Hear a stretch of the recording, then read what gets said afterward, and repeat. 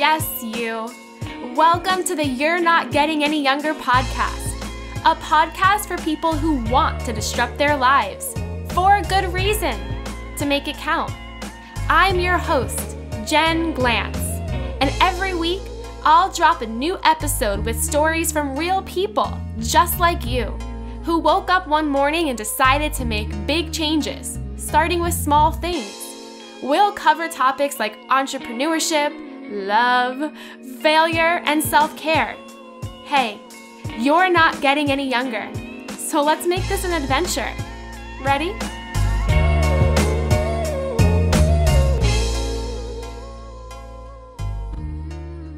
I never really talk about this, but for the past 8 years, I've been running a Monday newsletter. It is completely free. The newsletter is a lot like this podcast, but there's even more tips, tricks, links, and fun things inside of it. It drops in your inbox every single Monday at 6 a.m. You can subscribe once again for free at mondaypickmeup.com. That's mondaypickmeup.com. I can't wait to say hello in your inbox this Monday. Hey, any youngers. It's me, your host, Jen Glantz, back with another episode of the You're Not Getting Any Younger podcast. How was your Thanksgiving? Question mark. I want to know the answer because not everybody has this picture perfect Thanksgiving that we see on social media. And I think it's important to talk about that.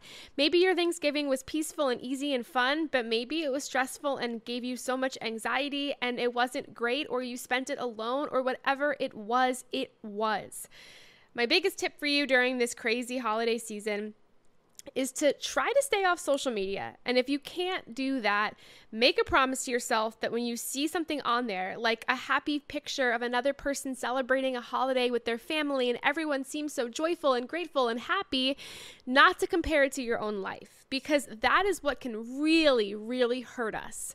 This podcast was born around Thanksgiving 5 years ago when I was in a really tough place in my life. I was super depressed. I remember not even being able to get out of bed on Thanksgiving and standing in the shower just thinking to myself, like, I can't let myself continue to feel this way. And not only that, but I can't encourage myself to feel worse about my life by going on social media and comparing everything to everybody else. Because then we start to think about all the things we don't have. And if we start to look at life like that, it's really hard to recover from that. Instead, one of the things I've learned around the holiday times is not to do the compare and contrast game, but not only that, but to stop looking at what I don't have or what I had last year that I no longer have now, but to start to think about what's still left in my life, because that right there is how you find hope. And hope is something that is so underrated during the holiday seasons. We talk about joy, we talk about all of these things, but hope is what you have to have, especially if things in your life feel off. And especially as we approach a new year. I find that this time of the year, my personal stress levels are like at an all-time high. Some of that stress is self-induced. It's a to-do list of things I procrastinated on all year round. But some of that stress is caused by like this pressure to have a great holiday season. And of course, having a holiday season in New York makes you feel even more pressured. Like you have to go see the tree, you have to go window shopping, you have to go ice skating, the holiday parties, like if you're not taking advantage of all of that, why are you spending a ton of money to live here, right? But also some of that stress is caused by wanting to be a good gift giver. Now that I have, extended family because I married Adam, I want to give good gifts to people because it's a time of year where you get to show people that you love them and you care about them. But I have never been a good gift giver, so this time of year stresses me out. Some of that stress is also caused by what's inside of my inbox. It feels like this time of year, everybody is trying to sell me something that I don't need, but they're making it so tempting that I sometimes can't say no.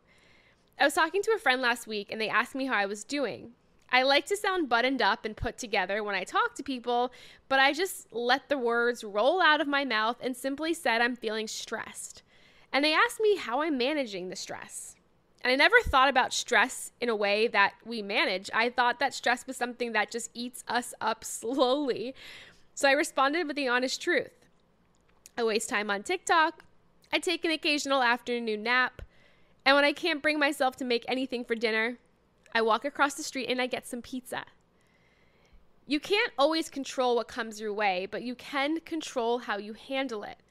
And this friend taught me that you can control what you let stress you out. So all of those brands pumping sales into your inbox, and the person who is begging you to go do all these holiday things with them and you don't have the time to do it, or even your own to-do list that you waited a long time to act on and now it feels like it might be too late. There's so many things that are going to come your way this month that you feel like you can't control.